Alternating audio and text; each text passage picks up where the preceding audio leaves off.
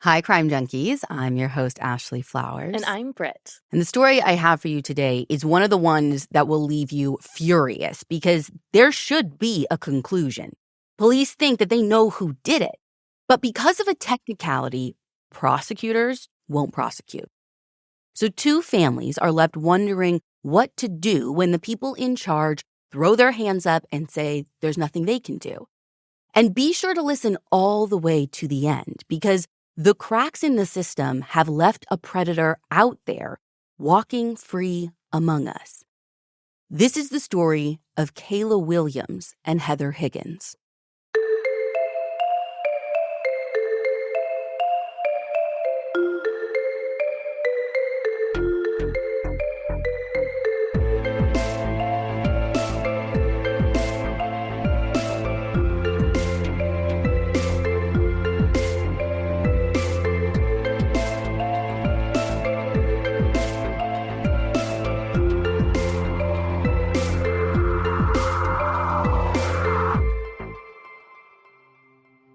There are plenty of things that parenting books just can't prepare you for. I had literal classes as an adult, to be a foster parent. Nothing actually ever truly prepares you. 100%. And I guarantee you, what's not in the book is how to talk to your 12-year-old after they discover human remains in the woods. Oh. That is exactly the scenario one father found himself in on Mother's Day 2012 after his son came running home telling him that he and his two friends found something in the woods by their house in Spokane, Washington. Now, what Dad, and later the police that he calls in, find in that wooded area, just off of a narrow walking path in a small ditch, is the upper part of a body peeking out from between torn black trash bags. Soon, the area is swarming with officers. Investigators are there, crime scene technicians, you name it. And one officer, as he is standing over the remains, spots another bundle of trash bags haphazardly hidden underneath a pile of sticks and branches about 4 to 5 feet away. And although he can't see what's inside, it's the right size to be the other half of their victim. Now, there isn't any blood anywhere around, which tells them that whatever happened to this poor person, it probably didn't happen here. This is just a dump site. Mm-hmm. But there's more to collect than just the bags that the victim was found in. Investigators also find a bloody hand towel, a blanket, a black camera strap with teeth marks on it. But according to police documents, those teeth marks look to just be from animals. But the whole thing is that it smells heavily of decomposition. So while they meticulously collect evidence from the forest floor, their victim is sent off, piece by piece, for an autopsy. And at the examiner's office, the remains are carefully unwrapped, layer by layer. They realize that the victim is young. It's a female in her, early adulthood. She's white with long blonde hair, and her body has been cut in half at the waist. Now, starting with her upper body, they find a towel knotted around her neck, covering her lower face with strands of black electrical tape, entangled in it. And her clothing, a sweater, t-shirt, and camisole, have been cut vertically from the bottom up and shoved around her shoulders beneath her body. Her bra, which was also cut in between the cups, is beneath her. Then found in the layers of plastic is her underwear, also cut. And her clothing is discolored. Not from the blood, though. It looks like her clothing is discolored from bleach. That's what the stains look like. Oh, that's not good news. They're going to be screwed getting any sort of evidence or samples off of her body then. I know. And it's not much better for her lower body. So her lower body, which was in that second bundle, is wrapped not just in plastic bags and the tape, but also an orange sleeping bag with a plaid interior. Now, it is zipped closed with more of that black electrical tape wrapped around it. And in between all of the bag's layers are more towels, a pair of boxer shorts, and some sort of black strap material. And then they find a pair of men's size 36 jeans with a black synthetic belt.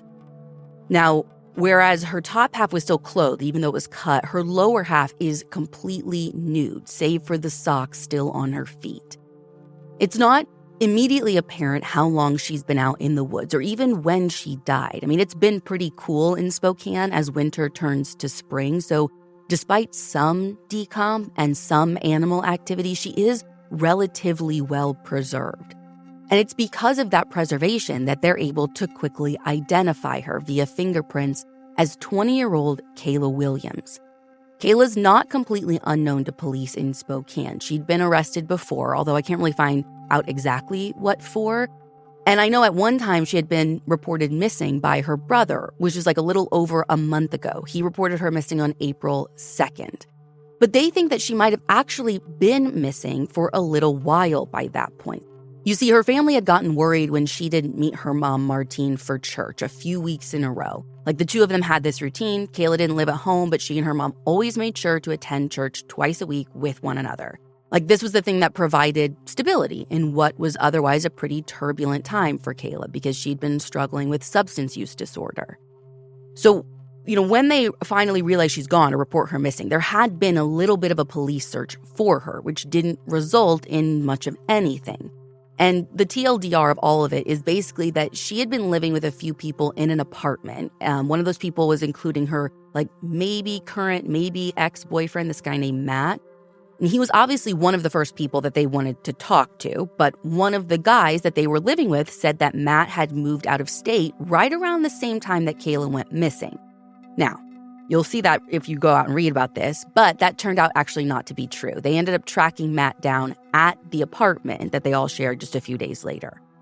So Matt said that he hadn't seen Kayla since around the end of March, but he made it clear that he wasn't interested in having her in his life anymore.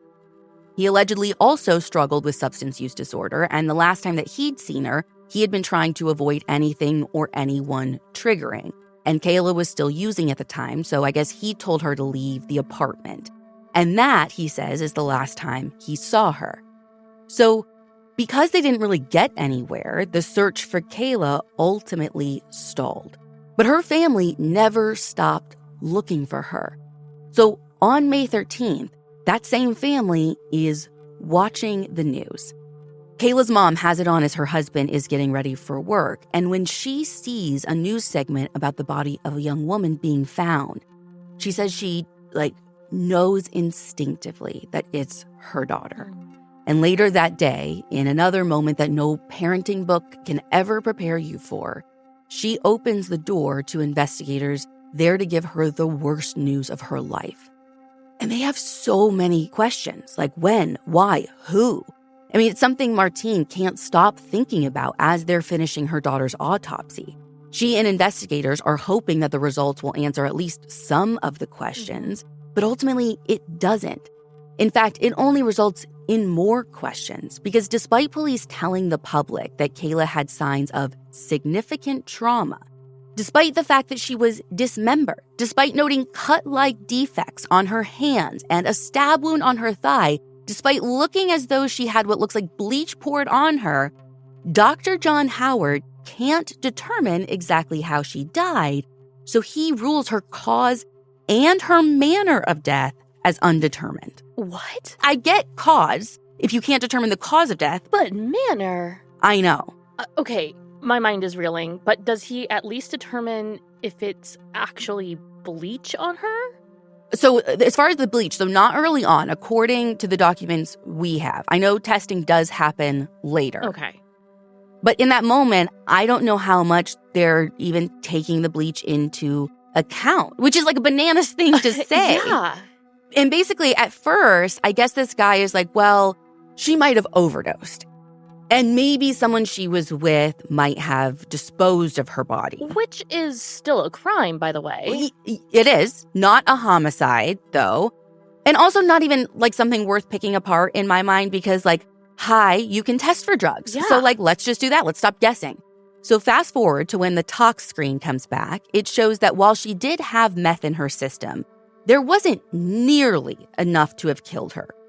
Yet, for some reason, this isn't enough to change anything for the ME.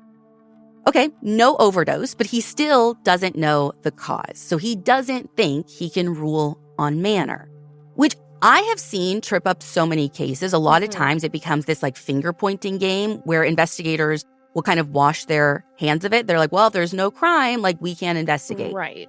But at least this time around, no one in charge of the investigation, or at least on that side of things, has any doubt about what this is. According to an episode of the show Still a Mystery titled Depths of Depravity, to them, this is a homicide. Yeah. And thankfully, at the autopsy, swabs were taken, as well as fingernail clippings. So they asked for those to be sent off for DNA testing, along with all those other items from the scene. And while they wait for results, the investigation keeps moving forward, albeit slowly. They did some initial canvassing around where Kayla's body was found. I don't know what you were picturing initially, but this wooded area isn't remote. We're talking about a pretty residential area. So there were some initial hopes that maybe someone witnessed a person disposing of 2 large trash bags. But unfortunately, whoever brought Kayla there got lucky.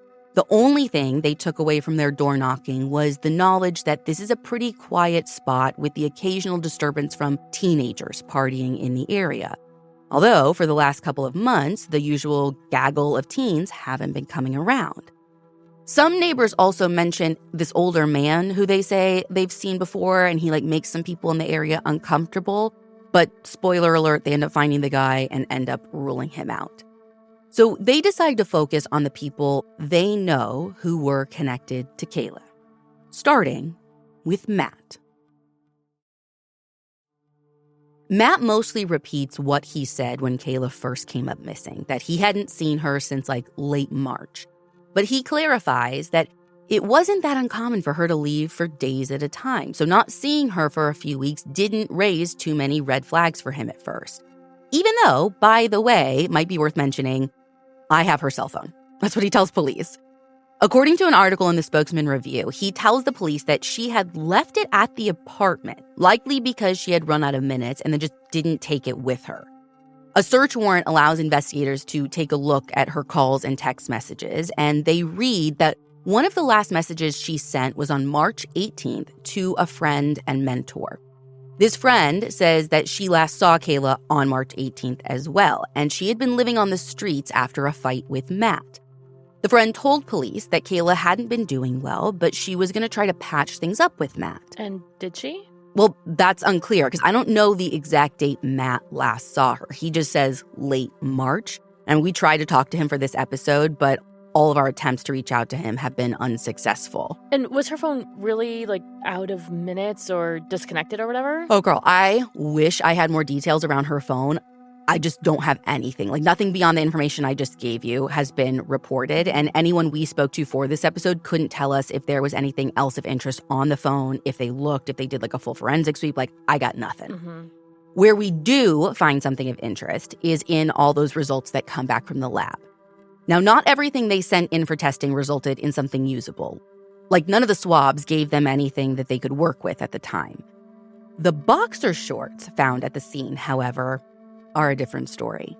They come back with a full DNA profile that is a match to a 42-year-old man named Robert Davis. And Robert is a bad dude. He has a string of past convictions and allegations behind him, including a really violent sexual assault from 2007.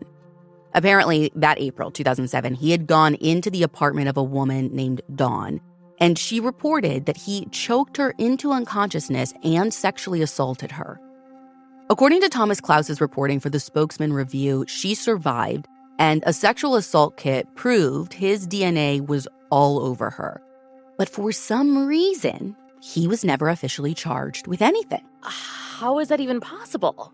I don't know, because some of the reporting on this is conflicting. I've seen some reports saying that Dawn didn't want to push forward, and then I've seen others where the investigators and the prosecutors just dropped the ball. Okay, but now they've got his full DNA profile on these boxers in Kayla's case. Yeah, and not just the boxers. So here's the other thing. They found 2 major DNA profiles under Kayla's nails, too.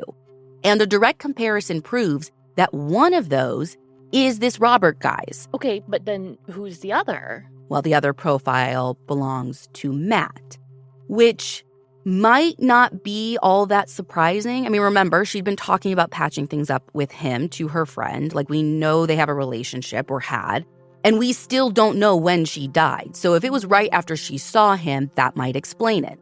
I mean, having Robert's DNA under her nails and his boxers and knowing his history, like they're much more interested in him. Even more so when a bunch more from the scene gets tested, and it all keeps coming back as a match to him. The black electrical tape around her neck, those jeans, that camera strap found near her body, it all has his DNA on it. Now, I do need to mention that there is one other profile found on the fly of the boxers. That profile does get matched to a guy named David. But as far as I can see, his DNA isn't anywhere else on her body or the other pieces of evidence. And based on the police docs that we have access to and the interviews that our team conducted for this case, it seems like he's never been considered a person of interest in Kayla's death. He's just like a blip in the DNA evidence. Yeah, it is all about Robert Davis. So on July 25th, this is more than 2 months after Kayla's body was found, they track him down and speak with him. Robert explains that he does know Kayla, but not very closely. He says that he only knows her through Matt. He would purchase drugs from Matt, and the few times that he did so, Kayla was there too. But that was it. He says they never hung out, they never had sex. Although he does admit that he probably wouldn't tell police if they had had sex. So Cool. I mean, it's honest, but here's where it gets weird. If investigators confronted him about his DNA being freaking everywhere, it is not in the documentation I've seen. And so he's not arrested. What? And this is where we get our hiccup that comes back to bite us, even though they have investigated. And even though they have linked all this stuff in and around the bags with her dismembered body to a very bad guy known for very bad stuff, it's not a homicide yet. Technically, there isn't a murder, right? Which makes no sense to me. We can put you with her before she died. When you're saying you weren't, we got you. Yeah. But apparently it's not enough for them. Though they aren't totally walking away either. At one point, I guess they go talk with Robert's mother, Raynell. He had lived with her off and on. But according to a timeline published by the Spokesman Review, she claims she doesn't know anything either. So, I think they're at least trying to dig and, build something. But they don't get anywhere, at first. But it was worth going to talk to her because a few days later, on August 1st, she contacts police, out of the blue. And she says, listen, I don't know anything about Kayla's murder. But a couple of years ago, my son came home and he confessed to disposing of a different body. So maybe I should tell you about that. Yeah. You think? She says that 2 years ago, which would have been in 2010, Robert came home acting really anxious. And eventually he told his mom that these two guys had killed a woman named Heather Higgins and forced him to help dispose of her body. So he put her body in a sleeping bag and dumped her down a steep hill somewhere north of Spokane. And a sleeping bag feels like a really important detail That's here. what Kayla's found in too, right? Her lower half. Now, Raynell tells police that she didn't come forward then because she, frankly, just didn't believe him at the time. Because of his substance abuse, she didn't trust a lot of what he said, and she kind of just chalked it up to him being worked up over nothing. But the thing is, 39-year-old Heather Higgins really did go missing back in 2010, and she still hadn't been found by the time they're talking to this woman. By this point, the news that parts of Kayla's body had been placed in a sleeping bag wasn't known to the public either. Oh. And investigators don't think it's a coincidence. Yeah. And that's not the only similarity between Heather and Kayla either. The investigation into Heather's disappearance was just as lackluster as the police search for Kayla had been, if not more so. Just like Kayla's mom had realized something was wrong, it was Heather's mom, Jackie, who first sounded the alarm. Heather was also going through some turbulence in life when she vanished. She'd recently been hospitalized and returned home to find that the money that she was going to use to get a new apartment had been stolen. So she had been working on getting a loan when she just vanished, into thin air. And when her mom realized that she hadn't heard from Heather in a few days, she went over to find her cats alone in the apartment. So on September 27th, 2010, Jackie reported her daughter missing. But the response made her feel like police just didn't care. According to her mom, they looked at her recent hospitalization for bipolar disorder and a previous DWI that she'd gotten and basically said that Heather could just leave if she wanted to. And in a public statement about her disappearance, one detective said that she was an alcoholic, which just, by the way, wasn't even true, at least according to her mom. And this is this little stuff that bothers me. Instead of using her nice college ID photo, which was recent because she was currently in school for journalism, the photo that police decided to use for her missing persons flyer was a mugshot from a prior arrest. Which pretty much tells you everything you need to know about how the police viewed her, as the person that they were looking for. Exactly. I mean, it all made Jackie feel like police were saying that her daughter wasn't worth finding. Yeah. So she started looking for Heather herself. And Jackie spent years doing what police should have, even putting her and her loved ones in dangerous situations to try and track her daughter down, a daughter that she believed was still alive. But almost from the beginning, according to her mom, police didn't actually share that belief. In fact, they were confident early on that she'd been killed, possibly by Robert Davis, whose name came up early on. The thing is, they didn't share any of that with Jackie. They kind of allowed her to go on believing that Heather might just come home. They let her believe this for years. Wait, how early on are we talking here? Within a few months, possibly even the first few weeks. So you see, they learned that the day she went missing, the loan that Heather had been trying to get fell through. So she decided to go into town and pawn some rings. Now, she couldn't drive at that moment, so she went across the street to her neighbor Dawn's apartment to see if she knew of anyone who could give her a ride. Now, if the name Dawn feels familiar, that's because the Dawn that lived across from Heather was the same Dawn that said she had been assaulted by Robert Davis back in 2007. Oh, my God. I know. And I don't know why, but Dawn gave Heather Robert Davis's phone number. And the last anybody saw of Heather, she was getting into Robert's minivan. Now, I don't know why Dawn still had Robert's number after what he did to her or why she felt okay giving it, that contact info to someone else. Mm-hmm. But Dawn has since passed away, so we couldn't ask her. And no one our team talked to could explain it. It sounds like the nature of their relationship was complicated, obviously. That's probably a massive understatement. But regardless, when Robert was eventually interviewed by police, he admitted to giving Heather a ride that day, but he claimed that she got angry with him, so he left her on the side of the road in town. The end. So, okay, I'm kind of getting a little twisted on this. In this time when they find this stuff out about Robert being with Heather, are they still holding the position with her mom that she just walked off on her own?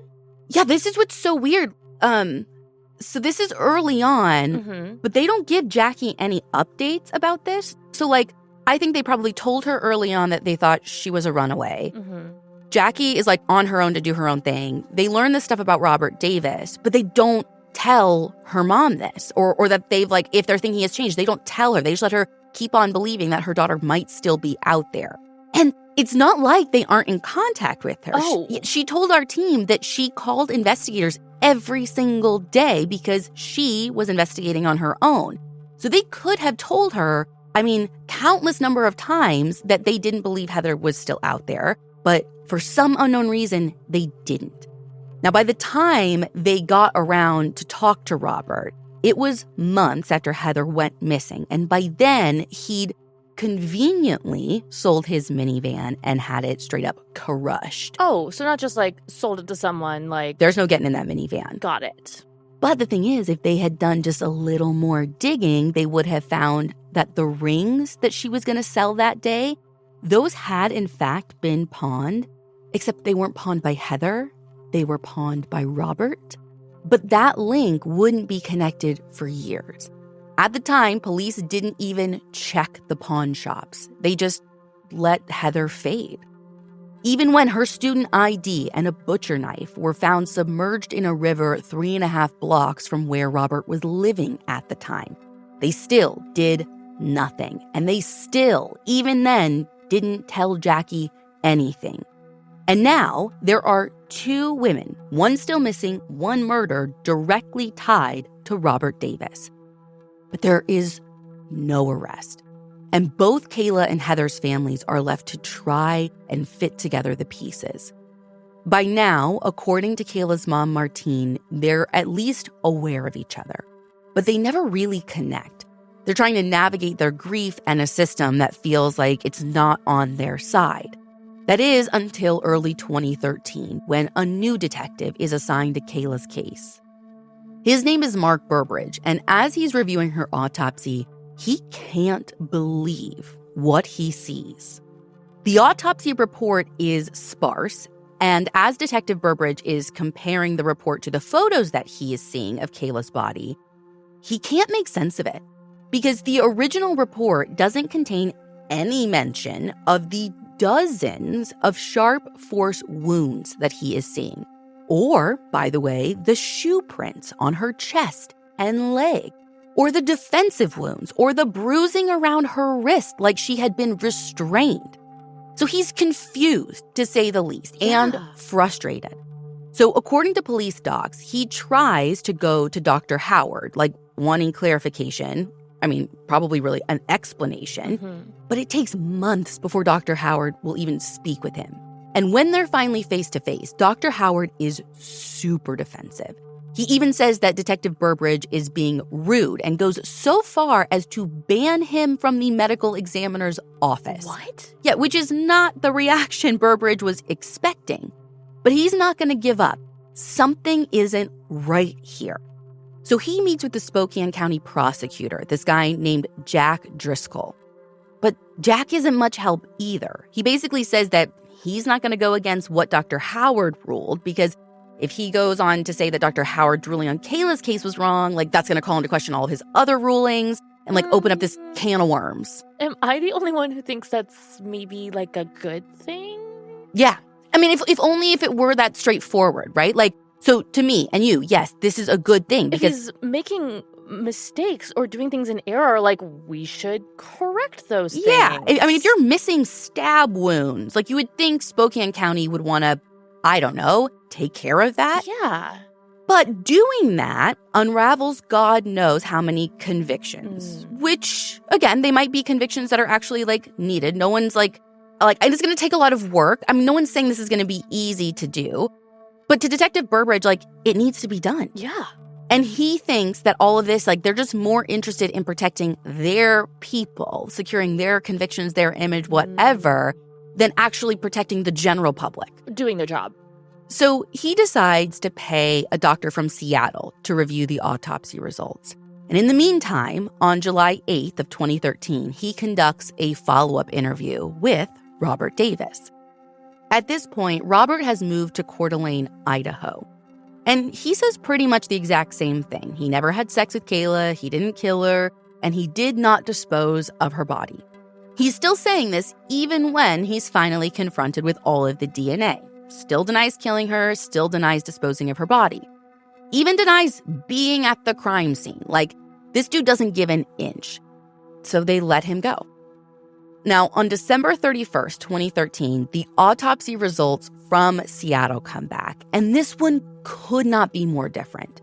We actually got our hands on both Dr. Howard's original autopsy and the new report, which was done by a guy named Dr. Carl Wigren. And Britt, comparing these two reports, it's like they're not even talking about the same body. On her upper body alone, Dr. Wigren notes 4 abrasions, including what looks like a shoe print on her chest and parallel marks consistent with bindings.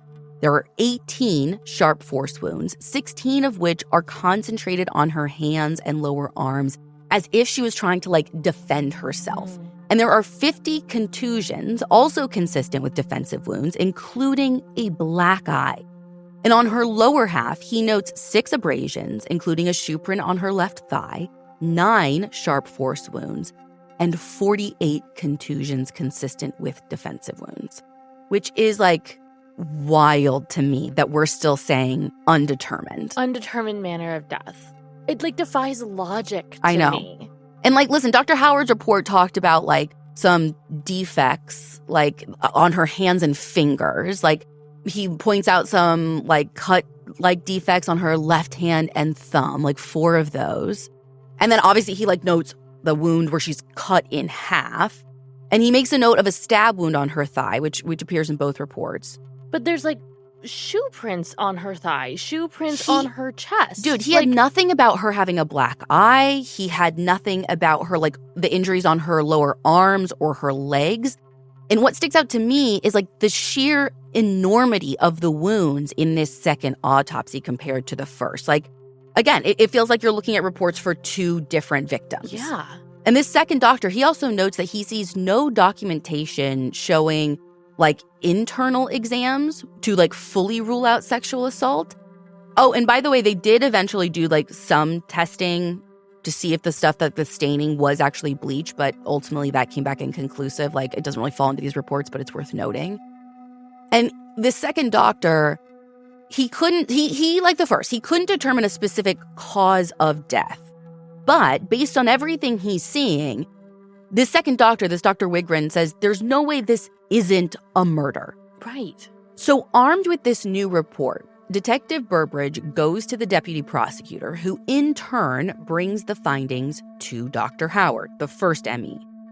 But Dr. Howard refuses to change the ruling.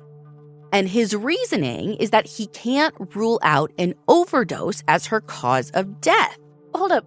He's legit still holding on to that? Yes. He did the tox screen. There wasn't a lethal amount of drugs in her system. Yes. It actually can't be an overdose? I know. And literally this makes no sense to anyone in the police department. For Detective Burbridge, this should be an open and shut case. Yeah. And in 2014, his supervisor agrees, and he gives him permission to write up charging documents for Robert Davis for murder. Which, quick question, did they ever go looking for Heather's body after Robert's mom talked to them? So there were a few searches done by her family, and the area that Robert alluded to, I guess, is super difficult to search. It's all these really steep cliffs. So there were some searches done, again, most by her family. Nothing was ever found. So even now. But still, even without Heather's body or a confession, the escalation of Robert's alleged crimes feels super clear to Detective Burbridge. So, even if they can't get Heather, they know what they're dealing with in Kayla's case. Let's at least get him for that. But here's what's wild.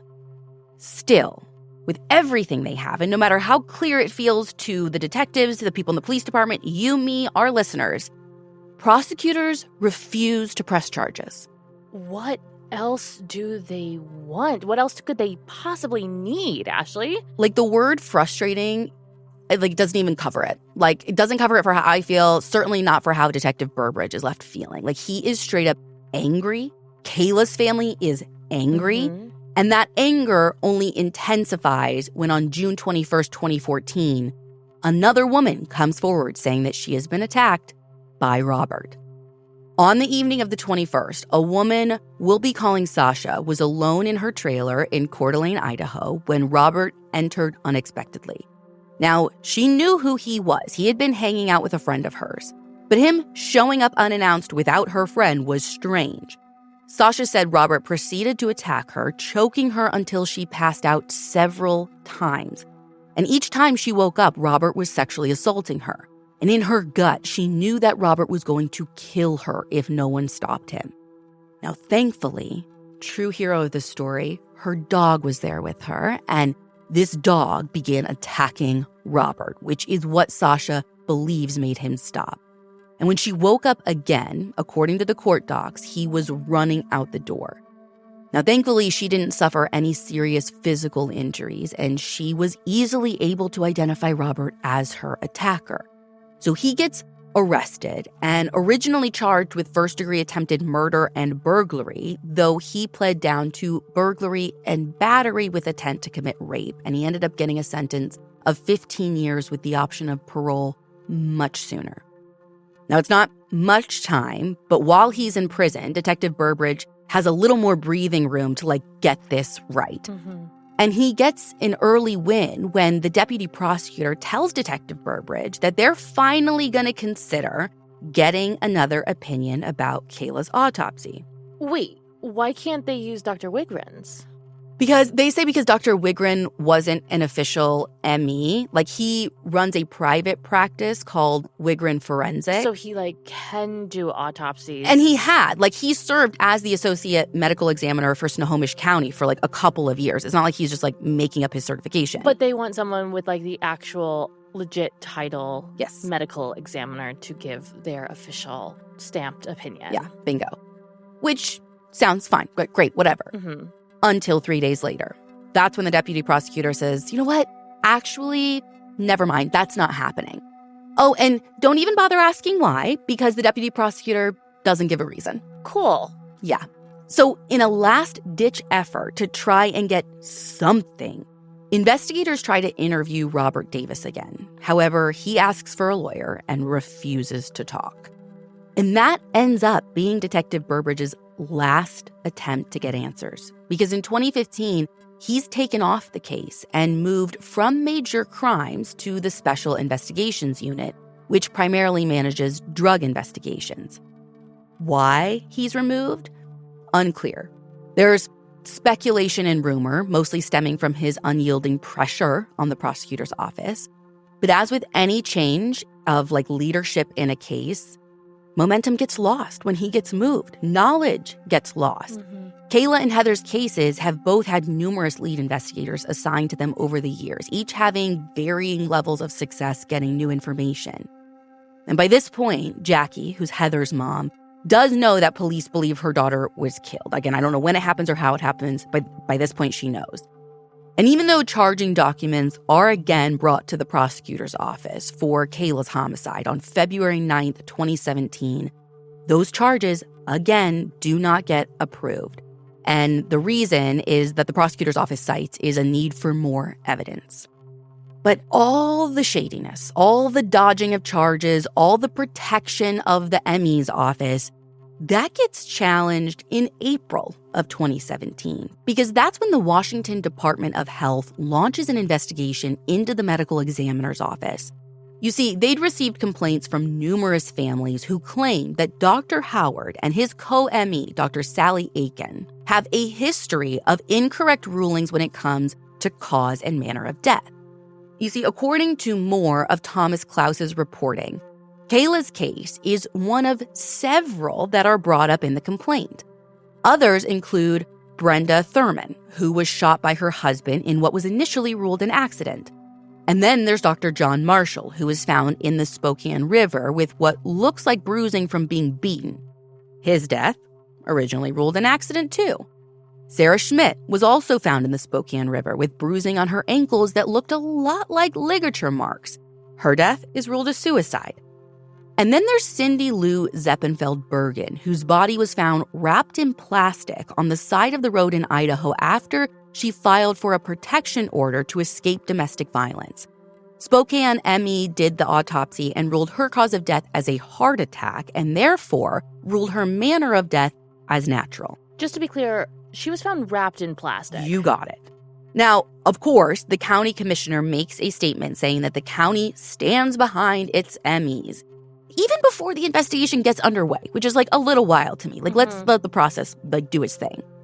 But the thing about this investigation is that even if it reveals that there was something wrong with the rulings, apparently there's no way to get them changed because it's up to the medical examiners to change the rulings, which at least for Kayla's case, we know they've refused to do. Wait, how does that make any sense? It doesn't. The power is still sitting with the ME's office to make the change. And even if somehow they could have changed the rulings, we know they wouldn't have. Because by the end of the investigation in 2017, the Department of Health ultimately finds that Drs. Howard and Aiken, quote, met the standard of care, which if you ask me, is a pretty low standard. And it is a slap in the face on top of every other gut punch that these families have experienced. But Kayla's family's fight and Heather's family's fight, it isn't over yet. Because come 2019, Robert Davis is up for parole, and they're ready to do everything in their power to make sure he stays in prison. Kayla's mom and one of her brothers go to the hearing, Jackie, Heather's mom, can't go because she's sick, but she told us that she is so glad both her family and Kayla's family were ready to fight his release. Because according to Jackie, the parole board in Idaho wasn't even aware of Kayla or Heather's cases until their families made them aware. Now, how they didn't know this is beyond me. I don't know if it's because he wasn't convicted of it, but once the board finds out, the board asked Robert about Kayla, like in his review. Yeah.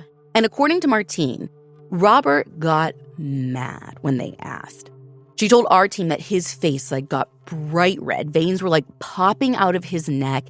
He swore up and down that he didn't know who she was, which, by the way, is a brand new story. Yeah, because he admitted to knowing her back in 2012. Right. Ultimately, he gets denied parole, which is a huge win.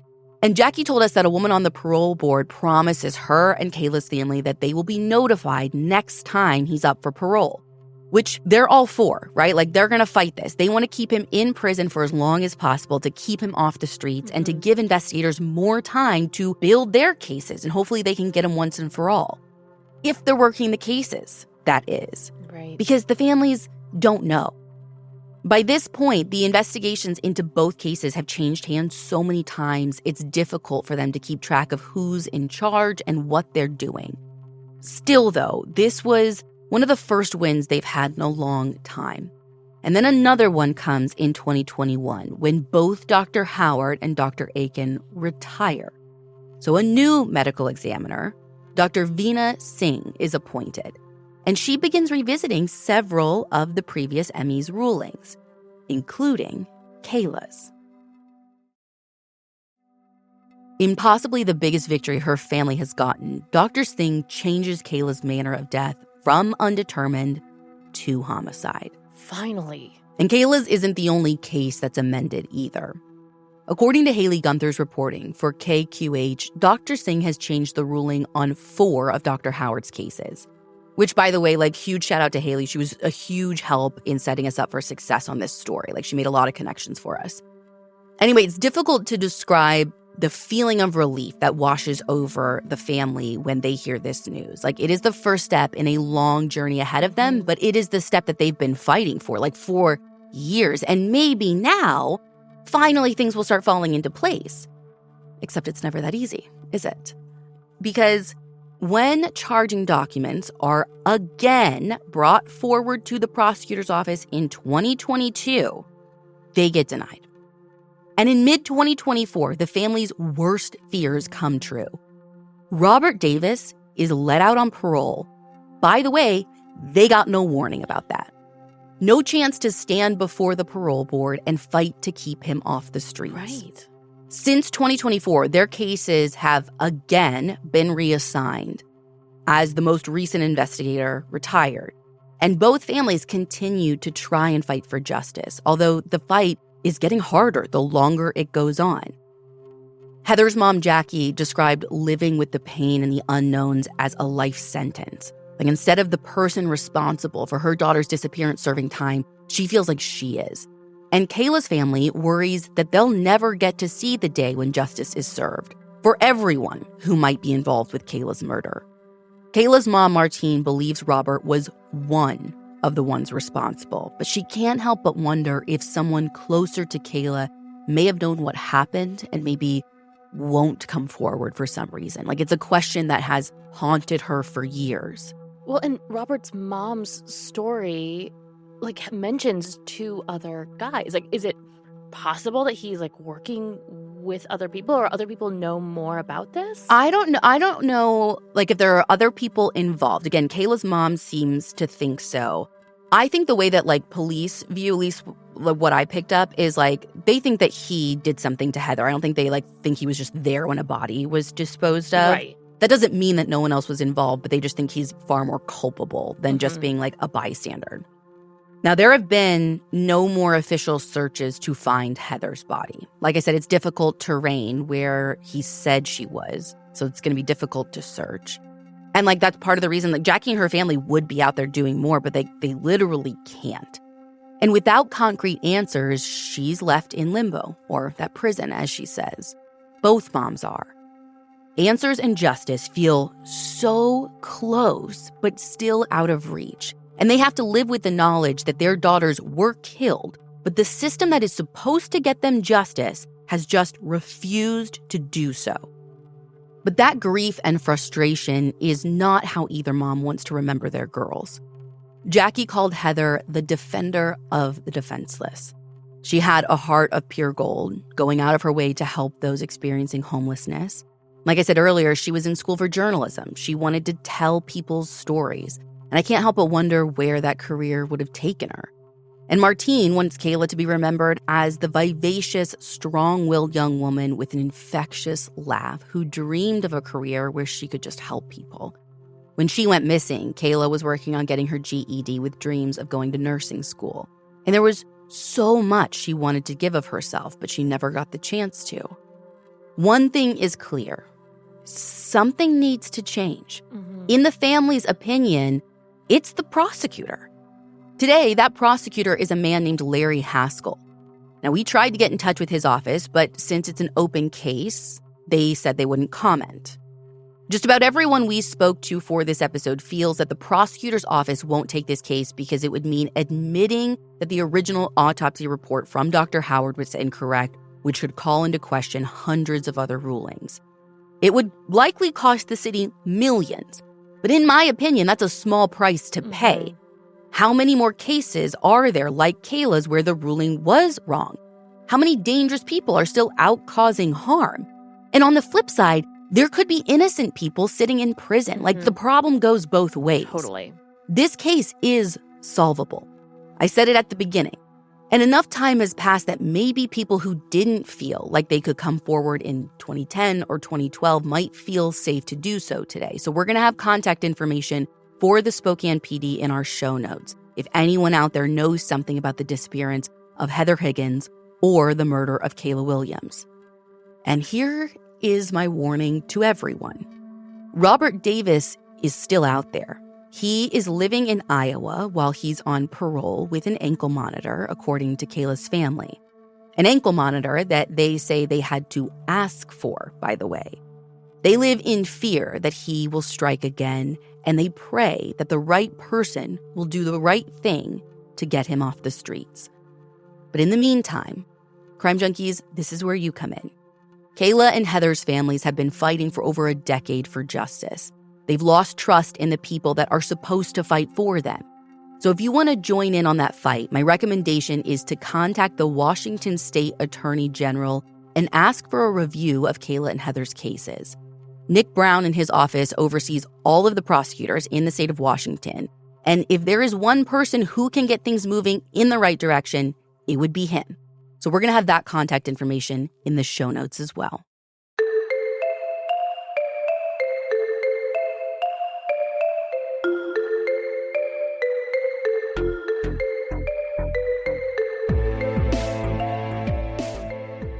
You can find all the source material for this episode on our website, crimejunkiepodcast.com. And you can follow us on Instagram at Crime Junkie Podcast. We'll be back next week with a brand new episode.